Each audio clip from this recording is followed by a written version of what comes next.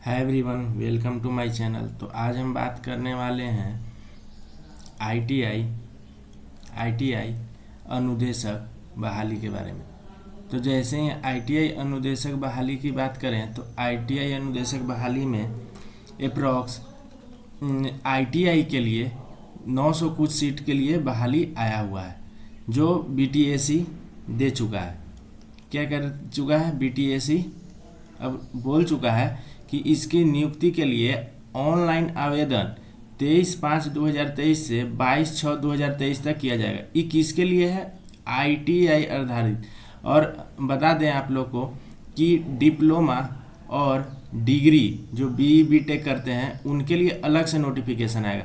ये जो नोटिफिकेशन है ये सिर्फ आईटीआई स्टूडेंट के लिए है जो सीआईटीएस कर चुके हैं, या नहीं तो कॉन्ट्रैक्ट पे हैं, आईटीआई में काम कर रहे हैं, उनके लिए है। क्योंकि आगे हम और एक और नोटिफिकेशन दिखाएंगे जिसमें हम बताएंगे कि कितना नंबर सीआईटीएस का कैसे पता चलेगा और कितना आईटीआई का नंबर कैसे पता चलेगा। देखिए यहाँ पर क्या है, नोटिफिकेशन आया कि देखिए पहले तो दिया हुआ है क्रम संख्या, कौन सा क्रम संख्या, विज्ञापन संख्या, और यहाँ पर कौन सा पोस्ट के लिए कितना सीट है उसके बारे में बताया गया है। देखिए यहाँ पे सीट के बारे में बताया, अगर आप लोग तो जो कर चुके हैं उनको पता ही चल गया होगा कि कौन कौन सा सीट है, मगर आज हम इलेक्ट्रीशियन का सिलेबस को डिस्कस करेंगे कि कहाँ कहाँ से क्वेश्चन पूछा जाता है, हर बार कहाँ कहाँ से क्वेश्चन को पूछा जाता है, उसके बारे में हम लोग क्या करेंगे, आज इस बार डील करेंगे। तो एक बार नज़र दे देते हैं कि कौन कौन सा पोस्ट पे कितना सीट है।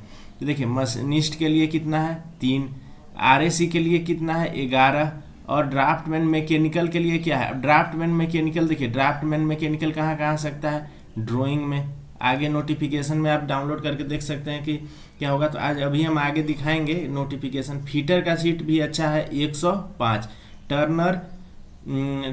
टर्नर इसी प्रकार से देखिए यहाँ पर जितना रिपेयरिंग, व्हील, पेंटिंग, इस सब के लिए भी सीट है, मगर उतना ज़्यादा नहीं है और बहुत कम ही लोग करता है। सबसे ज़्यादा अगर कोई करता है आईटीआई तो सबसे ज़्यादा करता है इलेक्ट्रीशियन में, फीटर में, आपको टर्नर में, वेल्डर में, कारपेंटर में, ये सब के लोग ज़्यादा दिखेंगे, मगर ये सब के लोग थोड़ा कम दिखते हैं। मैकेनिकल डीजल देखिए ये भी एक ट्रेंडिंग है, आईटीआई बहुत लोग करते हैं, जिसका पोस्ट भी अच्छा है, 86। वेल्डर देखिए, वेल्डर का हम बात कर चुके थे। प्लम्बर का देखिए, प्लम्बर का 32 सीट है।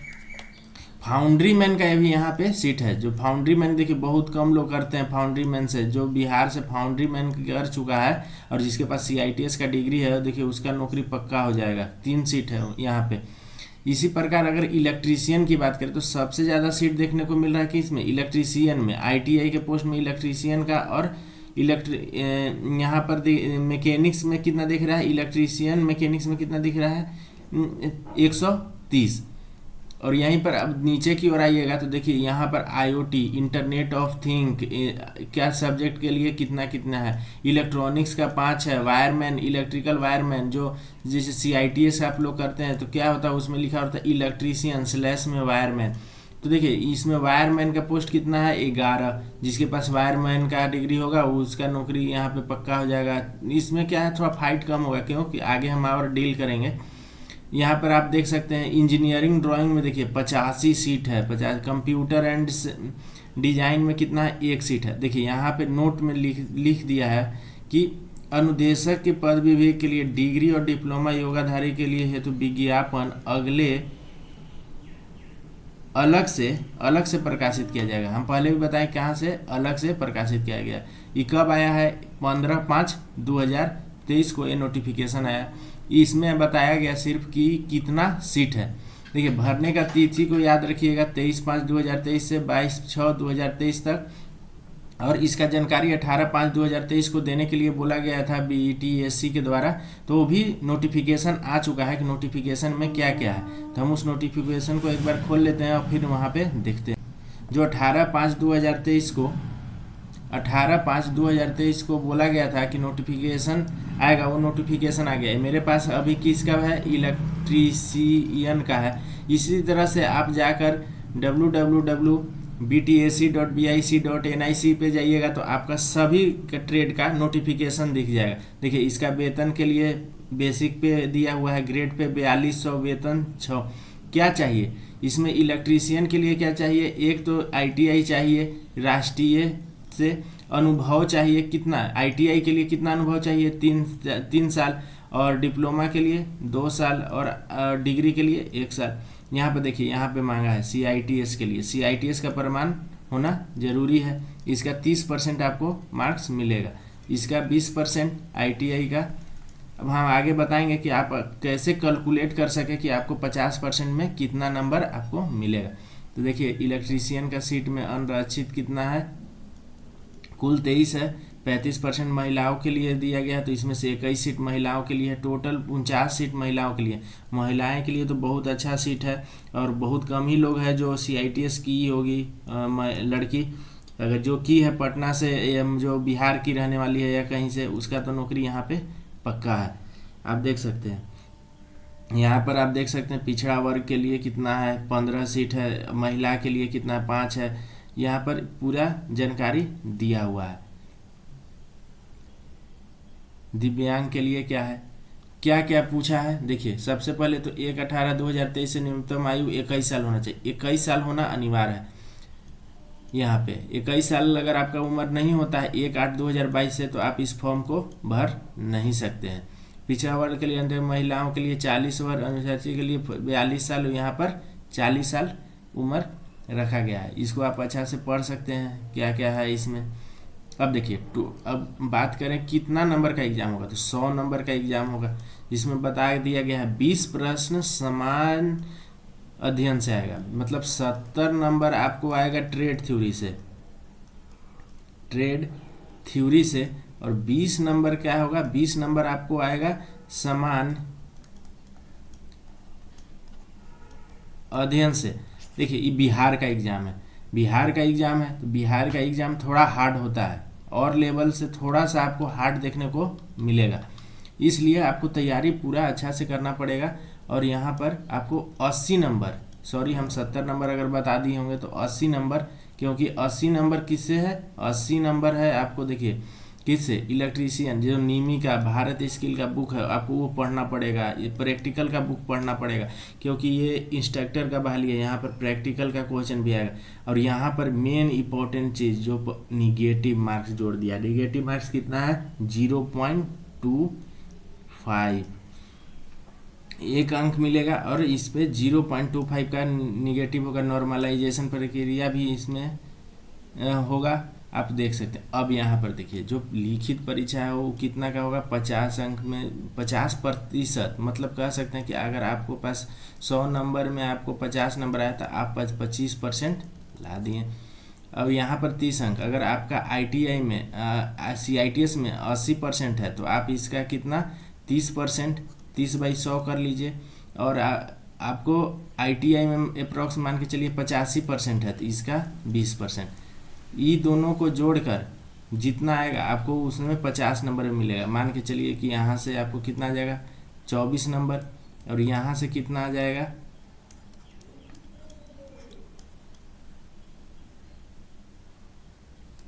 यहाँ से आपको अप्रॉक्स 17 नंबर आ जाएगा, तो आपको इतना नंबर पहले से ही मिल जाएगा। 25 नंबर किसके लिए है, ये 25 नंबर वो उनके लिए है जो यहाँ पे कॉन्ट्रैक्ट पे काम कर रहे हैं यहाँ पे, तो उनके लिए है 25 नंबर। तो आप देख सकते हैं आपके लिए बहुत ही आसान है। किस पे मिलेगा आपको, CGPA पे, यहाँ बता दिया गया है किस पे, CGPA पे। तो इलेक्ट्रिकल का तो देख लिया आप क्या क्या करना है, तो आज से आपको लग जाना है, क्योंकि ये जॉब इतना भी आसान नहीं होने वाला है, क्योंकि यहाँ भी फाइट बहुत होगा, क्योंकि यहाँ से यूपी के लोग भरेंगे, झारखंड के लोग भरेंगे, राजस्थान से भरेंगे, क्योंकि बहुत सारे CITS करके यहाँ पर बैठे हुए हैं। आपको यहाँ पर कड़ा मेहनत करना पड़ेगा, तब आप जाकर सक्सेस हो पाइएगा। और क्वेश्चन भी इसका लेवल इजी तो नहीं होगा, और इजी नहीं होगा। और इसका देखिए ऑनलाइन आवेदन करने के लिए जो जनरल OBC के लिए 600, यहाँ पर 150, यहाँ पर 150, और यहाँ पर बिहार के बाहर के उम्मीदवार जो भरना चाहते हैं जो जनरल में आएंगे उनके लिए भी 600 रुपया लगेगा। तो आप देख लिए ऑनलाइन मोड में पेमेंट कर सकते हैं, यहाँ पर बताया गया है, जैसे यूपीआई कर सकते हैं, ऑनलाइन मोड से कर सकते हैं, कार्ड से कर सकते हैं, इंटरनेट बैंकिंग से कर सकते हैं, तो यहाँ पर बताया गया है। तो यहाँ तक तो आप होप आप लोग को समझ में आ गया होगा कि क्या क्या प्रोसेसर है। यही नोटिफिकेशन था, देख लीजिए नोटिफिकेशन पूरा दिखा लिए, आप जाकर डाउनलोड भी कर सकते हैं। अब सिलेबस की बात करें तो सिलेबस में क्या क्या, जैसे कि आप देखें नोटिफिकेशन में क्या देखें, नोटिफिकेशन में देखें कि 80 नंबर और 20 नंबर में बांटा हुआ है। अगर 100 नंबर का एग्जाम हो तो 80 नंबर में कितना नंबर क्या होगा, इसमें होगा ट्रेड थ्योरी, और इसमें आपको क्या होगा, इसमें होगा सामान्य अध्ययन, जिसमें आपको पढ़ना पड़ेगा physics, chemistry, biology, history, geography, polity और बिहार जीके और स्टैटिक जीके। तो हम तो बोले हैं कि आप इस पे ज़्यादा ध्यान दीजिए, 80 नंबर पे आप ज़्यादा ध्यान दीजिए, 80 नंबर पे आप ज़्यादा ध्यान दीजिए, क्योंकि इससे 80 नंबर आप अगर आ जाता है ट्रेड थ्योरी में तो आप अच्छा कर सकते हैं। आप इस पे कमांड भी कर सकते हैं। यहाँ पे पता नहीं चलता, यहाँ पे जो सिलेबस बहुत ज़्यादा हो जाता है, कहाँ से क्वेश्चन आएगा यही पता नहीं चल पाता है। फिजिक्स से कहाँ क्वेश्चन आएगा, केमिस्ट्री से आएगा, मगर आप स्टैटिक जीके पढ़िए, हिस्ट्री पढ़िए, ज्योग्राफी पढ़िए, फिजिक्स केमिस्ट्री आप अगर तैयारी किए होंगे ग्रुप डी का तो वहाँ से आप देख लीजिएगा, एक बार रिवीजन कर लीजिएगा। तो देखिए यहाँ पर 80 नंबर है, तो आपको कुछ प्रैक्टिकल का क्वेश्चन भी आपको देखना पड़ेगा। प्रैक्टिकल क्वेश्चन जैसे आपको देखना पड़ेगा 3 point starter, 2 point starter, doll starter क्या होता है, स्टार डेल्टा, ऑटो ट्रांसफार्मर का, ये सब का सर्किट एक बार देखना पड़ेगा। और बहुत सारा प्रैक्टिकल है जो आप आईटीआई में करते थे, जैसे polarity test of transformer, HT find HT and LT of transformer हम लोग करते थे। हम लोग के का वैल्यू निकालते थे, transformation ratio, parallel operation of transformer करते थे। डीसी सीरीज मोटर को हम लोग स्पीड कंट्रोल करते थे, शंट मोटर का स्पीड कंट्रोल करते थे, कंपाउंड मोटर को करते थे। तो ये सब चलाने के लिए कौन सा स्टार्टर लगाते थे, हम लोग पढ़े होंगे कि 5 HP से 15 HP तक स्टार डेल्टा चलाते थे, 3 HP से 5 HP तक मोटर चलाने के लिए डॉल स्टार्टर यूज करते थे। स्पीड कंट्रोल कैसे करते थे, स्पीड कंट्रोल करने के लिए 3 फेज इंडक्शन मोटर का स्पीड कैसे कंट्रोल करते थे, वोल्टेज मेथड से, वोल्टेज कंट्रोल मेथड से, फ्रीक्वेंसी मेथड से, change in number of pole method से। तो ये सब प्रैक्टिकल का जो सर्किट है ना, वो भी थोड़ा थोड़ा आपको देखना पड़ेगा, क्योंकि ये आईटीआई इंस्ट्रक्टर का बहाली है। यहाँ पर प्रैक्टिकल पे ज़्यादा ध्यान होता है। आपको थ्योरी तो पढ़ना ही है, मगर प्रैक्टिकल से भी क्वेश्चन आपको आएगा। तो आप देखिए कि 80 नंबर के लिए आपको कौन कौन सा टॉपिक पढ़ना चाहिए। देखिए 80 नंबर के लिए सबसे पहले तो आपको करेंट, वोल्टेज और रेजिस्टेंस, यहाँ से आपको 2 से 3 नंबर का मिल जाएगा देखने के लिए। केवीएल केसीएल से भी आपको 2 नंबर का मिल जाएगा। सेफ्टी एंड हेल्थ से भी 2 नंबर को आपको देखने को मिल जाएगा। टूल्स एंड मेंटेनेंस के लिए आपको देखना पड़ेगा कौन सा टूल्स को कौन बोलता है, फ्लैट प्लायर कौन है, नोज प्लायर कौन है, पिंच हैमर कौन है, बॉल हैमर कौन है, फ्लैट हैमर कौन है, ये सब को देखना पड़ेगा आपको। और वहाँ पर इमेज दिया रहता है, इमेज में बताया पूछा जाता है कि ये कौन सा हैमर है, तो आपको वो सब भी देखना पड़ेगा। यूनिट एंड डिफिनेशन आपको ये सब देखना पड़ेगा कि रेजिस्टेंस का यूनिट क्या होता है, करंट का क्या होता है, वोल्टेज को क्या बोलते हैं, पोटेंशियल डिफरेंस में क्या होता है, ईबी का फुल फॉर्म क्या होता है, ये सब आपको यहाँ पे देख लीजिएगा। और यही सिलेबस है। इलेक्ट्रिक मटेरियल में सेमीकंडक्टर मटेरियल किससे बनता है, कॉपर का मटेरियल क्या बनता है, कैपेसिटर में कौन सा पेपर टाइप और माइका टाइप होता है, उसमें कौन सा मटेरियल होता है, कैपेसिटर के बारे में पढ़ लीजिए, पैरेलल में क्या फार्मूला होता है, सीरीज में क्या होता है, battery, primary cell, secondary cell, ये सब आपको देखने के लिए मिलेगा और आपको यहाँ पे पढ़ना है। आप इसका स्क्रीनशॉट ले लीजिए और इसी तरह तैयारी करिए। Magnetism, fundamental of AC, RLC circuit, RLC in series, RL, RC, RL, इस टाइप में देखे होंगे। पैरेलल और सीरीज कॉम्बिनेशन में जो क्वेश्चन बनाते थे आप लोग कुछ इस प्रकार, इसके क्रॉस वोल्टेज निकालते थे, तो वो सब चीज़ आपको देखना पड़ेगा फिर से। थ्री फेज पॉली सिस्टम जैसे A120 से डिवाइडेड रहता है, उसमें उसको देखना पड़ेगा कैसे थ्री फेज पॉली सिस्टम होता है, स्टार से डेल्टा में कन्वर्ट करते हैं तो फेज वोल्टेज में क्या चेंज आता है, लाइन वोल्टेज सेम क्यों रहता है, इस सब चीज़ को याद करना पड़ेगा।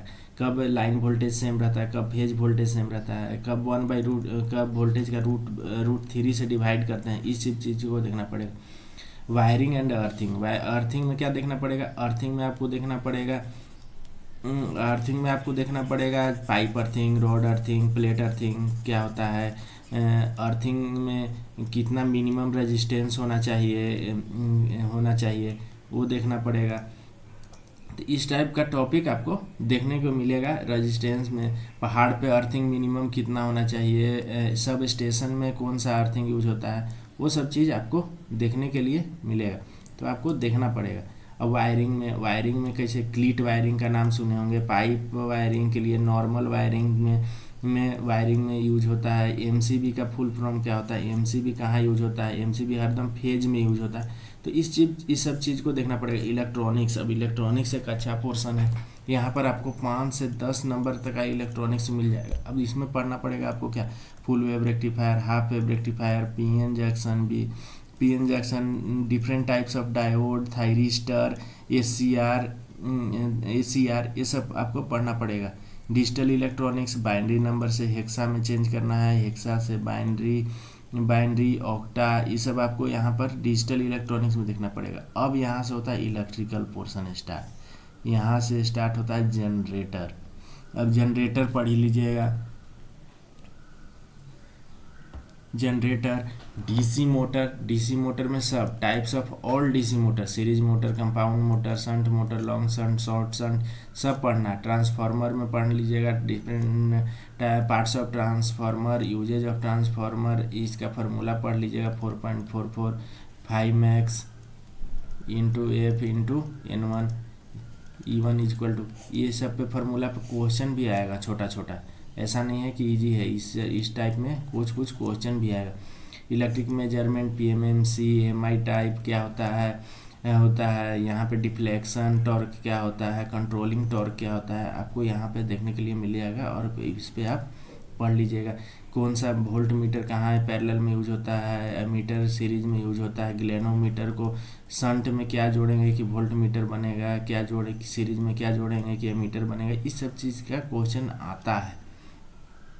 थ्री फेज इंडक्शन मोटर, आपको थ्री फेज इंडक्शन मोटर पढ़ लीजिएगा। Squirrel cage induction motor, squirrel cage, slip ring motor हो गया। तो स्लिप रिंग मोटर के लिए क्या होता है, स्टार्टिंग करने के लिए एक स्लिप रिंग स्टार्टर का जरूरी पड़ता है। इस सब चीज़ को देख लीजिए, इस टाइप का डायग्राम दे देगा, बोलेगा कि कौन सा मोटर है, यहाँ से RYB दे देगा, तो आपको बताना पड़ेगा कि स्लिप रिंग मोटर है, क्योंकि यहाँ पे स्लिप रिंग स्टार्टर बनाया हुआ है। सिंगल फेज इंडक्शन मोटर में आपको दे देगा कैपेसिटर मोटर का डायग्राम, जैसे आप नीमी का बुक में देखते होंगे, capacitor start, permanent capacitor start, इस सब चीज़ को आपको देखना पड़ेगा। अल्टरनेटर में क्या दे देगा, अल्टरनेटर में जैसे आप जानते हैं DC सोर्स लगता है एक्साइटेशन करने के लिए, ये सब AC से DC कन्वर्टर, DC से AC कन्वर्टर मतलब रेक्टिफायर, मैकेनिकल रेक्टिफायर, ये सब फुल वेव ब्रिज टाइप, कौन सा फिल्टर अच्छा होता है, इस सब आपको देखना पड़ेगा। AC से DC करने के लिए रेक्टिफायर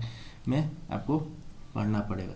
अब देखिए सिरकोनस मोटर, इसको पढ़ लीजिएगा। मोटर वाइंडिंग में lap winding, wave winding, duplex winding, ये सब चीज़ आपको देखना पड़ेगा एक बार सर्किट से, मतलब जो वाइंडिंग का फिगर होता है उस सब से आपको एक बार देखना पड़ेगा कि बैक पिच क्या होता है, फ्रंट पिच क्या होता है, UEE, जैसे अब monochromatic light, HVMP light, high pressure mercury, tube light connection, choke का कनेक्शन कैसे चेक करते हैं सीरीज लैम्प से, आपको उसके बारे में देखना पड़ेगा। इलेक्ट्रिकल वेल्डिंग में देखना पड़ेगा कि आर्क वेल्डिंग क्या होता है, ये सब क्या होता है। आर्क वेल्डिंग में करने के लिए क्या चाहिए, स्टेप अप ट्रांसफार्मर चाहिए या स्टेप डाउन ट्रांसफार्मर का यूज करते हैं, इस टाइप में देखना पड़ेगा। पावर जनरेशन, आपको थर्मल देखना पड़ेगा, न्यूक्लियर से देखना पड़ेगा, हाइड्रो देखना पड़ेगा, सोलर देखना पड़ेगा, रिन्यूएबल एनर्जी का देखना पड़ेगा। पावर ट्रांसमिशन, पावर कैसे ट्रांसमिशन होता है, कैसे स्टेप अप होता है, स्टेप डाउन कैसे होता है, जनरेशन होता है, फिर कैसे यहाँ से स्टेप अप करते हैं डिस्ट्रीब्यूशन करने के लिए, फिर डिस्ट्रीब्यूशन के लिए स्टेप डाउन ट्रांसफार्मर लगाते हैं। ये सब चीज़ को आपको पढ़ना पड़ेगा। पावर सिस्टम में पावर ट्रांसमिशन में आपको पढ़ना पड़ेगा कि फॉल्ट क्या होता है, डिफरेंट टाइप्स ऑफ फॉल्ट्स के बारे में आपको पढ़ना पड़ेगा। Ground to ground fault, line to ground fault क्या होता है, line to ground fault, line to line, double line to ground, ये सब लाइन पढ़ना पड़ेगा आपको। फॉल्ट वोल्ट के बारे में भी पढ़ना पड़ेगा। सर्किट ब्रेकर के बारे में पढ़ना पड़ेगा पावर ट्रांसमिशन में। अब देखिए switch gear and protection transformer को प्रोटेक्शन करने के लिए क्या लगता है, जैसे वो कोज रिले SF6 का यूज कब करेंगे, इस टाइप का प्रोटेक्शन को आपको पढ़ना पड़ेगा। स्विच गियर, थायरिस्टर के बारे में बता दिए। स्पेशल मोटर में आपको पढ़ना पड़ेगा DC servo motor, universal motor, ये सब स्पेशल मोटर में आता है। आपको यहाँ से भी कुछ क्वेश्चन मिलेगा। कम्युनिकेशन, सोल्डरिंग और इलेक्ट्रिकल इक्विपमेंट आपको पढ़ना पड़ेगा। स्क्रू ड्राइवर, टेस्टर में जो यूज होता है वो कौन सा होता है, टेस्टर मैक्सिमम कितना वोल्टेज पे हम लोग उसको यूज कर सकते हैं। तो डिफरेंट टाइप ऑफ इक्विपमेंट के बारे में पढ़ना पड़ेगा जो मेंटेनेंस में काम आता है। आपको होप यहाँ तक समझ में आ गया होगा कि क्या क्या हमको टॉपिक पढ़ना है। तो आप यहाँ से स्क्रीनशॉट ले सकते हैं और ईजिली आप देख सकते हैं कि आपको क्या क्या टॉपिक को कवर करना है इस जॉब को पाने के लिए। और हम पहले भी बता दें कि ये जॉब इतना आसान नहीं है, क्योंकि यहाँ पे आपको 80 नंबर का टेक्निकल पूछा जाएगा, 80 नंबर का टेक्निकल पूछा जाएगा और 20 नंबर का नॉन टेक में आपको हम बता दिए कि आज क्या पढ़ना है। फिजिक्स ज़्यादा हाई लेवल में नहीं पढ़ना है, जो ITI के बेसिस पे है वही पढ़ना है। Chemistry, biology, history, polity, geography, economics, Bihar GK और स्टैटिक जीके, इतना चीज़ आपसे यहाँ से 20 नंबर में आएगा। आप ज़्यादा ध्यान दीजिए इस पे। ट्रेड थ्योरी और ट्रेड प्रैक्टिकल का कुछ क्वेश्चन लगाते रहिए। नीमी का बुक ले लीजिए, नीमी का बुक को पढ़िए। और यूथ पब्लिकेशन का बुक भी ले सकते हैं। यूथ पब्लिकेशन में जो ITI के लिए ALP के लिए जो क्वेश्चन दिया हुआ है, DRDO का पुराना क्वेश्चन है, वो सब उठाकर सॉल्व करिए, तभी ये सक्सेस हो पाएगा। क्योंकि ये बहुत बड़ा वैकेंसी है। 2014 से इंतज़ार कर रहे हैं लोग, अब जाकर 2023 में वैकेंसी आया है। तो देखिए इतना लंबा प्रोसेस के बाद आया है, तो इसमें बहुत सारे लोग इंतज़ार कर रहे थे इस सीट के लिए। तो आपको भी यहाँ पर मेहनत करना पड़ेगा। आपके जो CITS किए हुए हैं उनके लिए तो अपॉर्चुनिटी अच्छा है। तो थैंक यू। अगर मेरा वीडियो अच्छा लगा तो आप लाइक कर सकते हैं, सब्सक्राइब करिए और अपने दोस्तों के साथ शेयर करिए जो CITS कर लिए हैं, ITI कर लिए हैं। तो यहाँ पर बताया जाएगा। अगर आप कमेंट सेक्शन में आप बता सकते हैं कि अगर आपको कोई भी टॉपिक में पढ़ना हो तो आप नीचे कमेंट सेक्शन में बता सकते हैं। हम उस टॉपिक को कवर करेंगे और यहाँ पर ही हम उसे पढ़ाएंगे बिल्कुल फ्री में। तो होप आप लोग इस वीडियो से समझ गए होंगे पूरा जानकारी। जो इलेक्ट्रिकल का स्टूडेंट होगा उसे तो अच्छा समझ में आ गया कि हमें क्या क्या पढ़ना है। और हाँ, फार्मूला को लिखते चलिए, हरदम फार्मूला को लिखते चलिएगा। जो टॉपिक पढ़िएगा फार्मूला को लिखते चलिएगा। फार्मूला को एग्ज़ाम के बाद रिवीजन कर लेंगे। कि जब रिवीजन कर लीजिएगा तब आपके पास एग्ज़ाम के जब नज़दीक समय पड़ता है, कुछ दिन 2 से 3 दिन, तो हम लोग सिर्फ फार्मूला को रिवीजन करेंगे और क्या करेंगे, सेट प्रैक्टिस करेंगे। ऐसा नहीं कि बुक उठा के 2-3 दिन बचा हुआ बुक उठा के पढ़ना, तो उससे क्या होगा, टाइम वेस्ट होगा। जितना आप अभी से कवर कर लीजिएगा आपको उतना ही बेनिफिट होगा। हम तो बोलते हैं आज से ही आप प्रैक्टिस में लग जाइए, आपके लिए अच्छा होगा। तो ठीक है, थैंक यू।